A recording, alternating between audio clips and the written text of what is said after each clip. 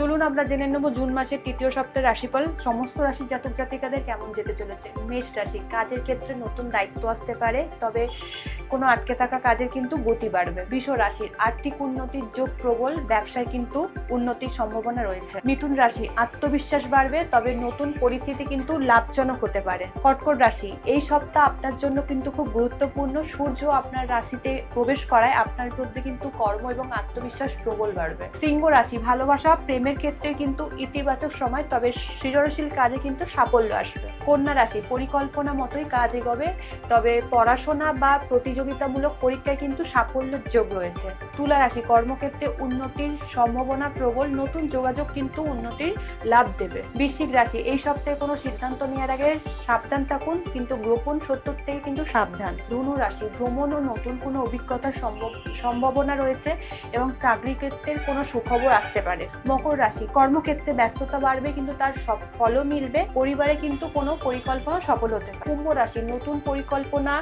প্রকাশের ক্ষেত্রের জন্য কিন্তু শুভ সময়। ব্যবসায়ীদের জন্য তো আপনার এই সপ্তাহটা দারুণ শুভ সময় যেতে চলেছে।